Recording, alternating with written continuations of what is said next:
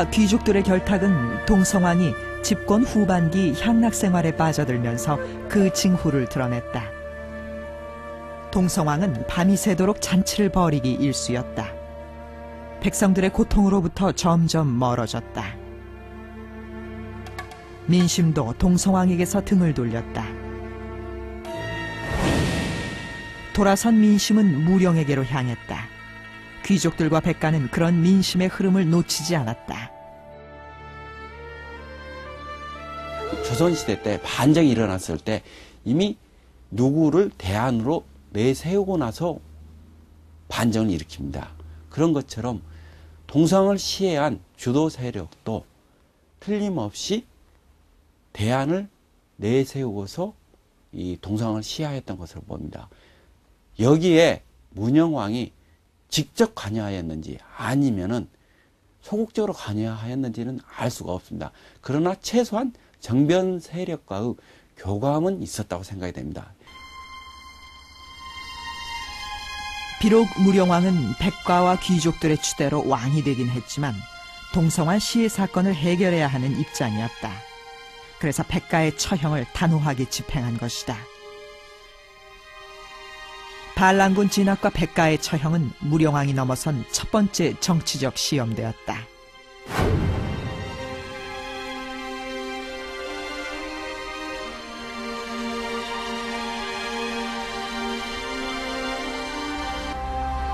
삼국사기는 무령왕이 키가 컸으며 용모가 수려했고 인자한 국왕이었다고 전하고 있습니다. 백성들의 신망 또한 두터웠다고 합니다. 하지만 무령왕의 즉위 과정에는 선왕인 동성왕의 암살이라는 엄청난 사건이 있었습니다. 무령왕은 동성왕의 암살 이후에 백제 왕으로 추대된 풍운의 사나이라고 할 수 있습니다.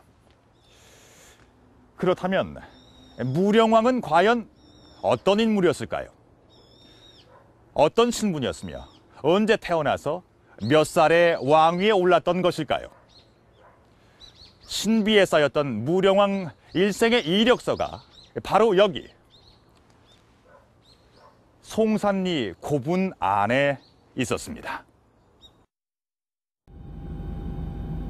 공주의 송산리 고분. 웅진시대의 백제 왕족 무덤이 모여있는 곳이다. 이곳에서 무령왕릉이 발견된 것은 기적에 가까웠다.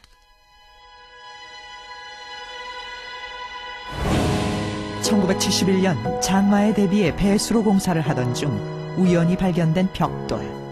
그 벽돌을 여는 순간 아무도 예상치 못한 일이 일어났다. 도굴꾼의 손을 타지 않은 유일한 백제 왕릉. 그것은 기록상으로만 존재하던 무령왕릉이었다.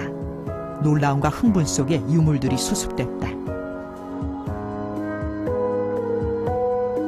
무덤방에는 역사의 저편으로 사라진 줄 알았던 무령왕 시대의 엄청난 정보가 들어있었다. 무령왕의 시신이 안치된 금송관은 무덤방의 오른쪽에 있었고 서쪽에는 왕비가 잠들어 있었다. 주변에는 화려했던 부장품들이 세월의 녹이 쓴 채 어지러이 놓여 있었다. 불과 10시간 만에 이루어진 성급한 발굴. 그런데도 출토된 유물은 무려 3천여 점에 이르렀다.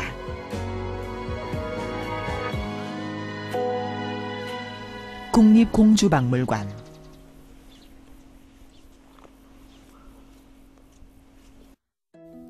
세월의 녹을 벗겨낸 유물은 너무도 눈부셨다. 무령왕의 머리맡에서 발견된 왕의 모자 장식. 순금으로 만든 화려하고 정교한 금제관식이다. 기록 속에만 존재하던 백제 왕관의 실체가 처음으로 확인된 것이다.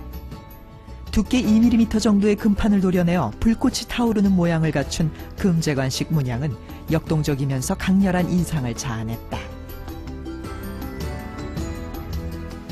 금판을 오려 붙여 만든 왕의 귀걸이도 화려함으로 눈부셨다.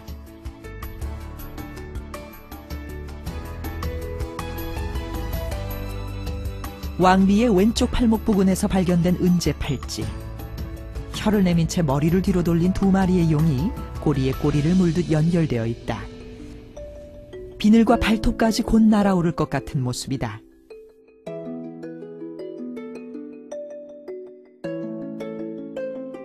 비치로 만든 굽은 옥에는 금모자를 씌웠다. 좁쌀 알갱이만 한 금가루를 당시의 최첨단 기술로 붙여서 만든 금모자다. 무령왕릉의 이 화려한 유물들은 백제 문화에 대한 인식을 단번에 바꾸어 놓았다.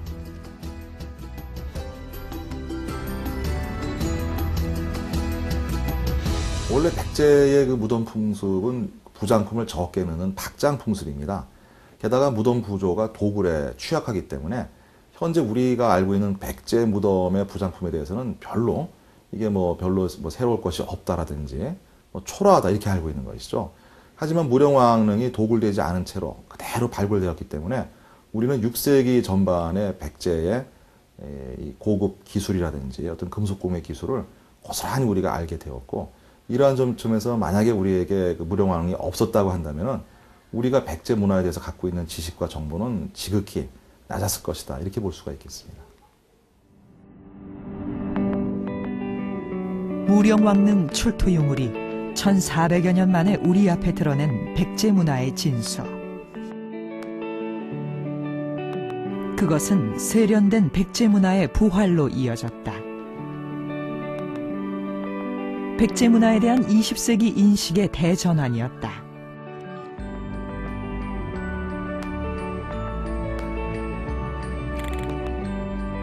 오랜 세월 안개 속에 가려져 있던 무령왕의 일생도 드디어 그 실체를 드러냈다.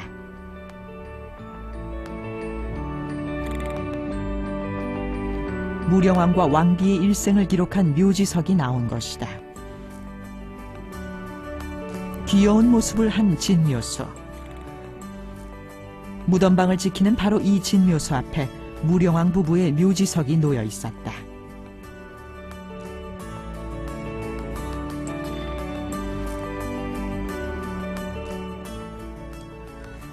무령왕의 살아생전 이름과 사망연도, 나이 등이 새겨진 묘지석이었다.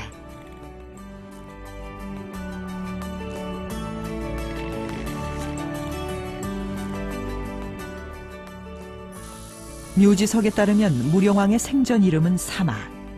523년에 62세로 세상을 떠났으니까 462년에 태어나 40살의 왕이 된 것이다. 무령왕은 부록에 접어든 40의 나이가 되어서야 국왕이 된 늦가기 임금이었다.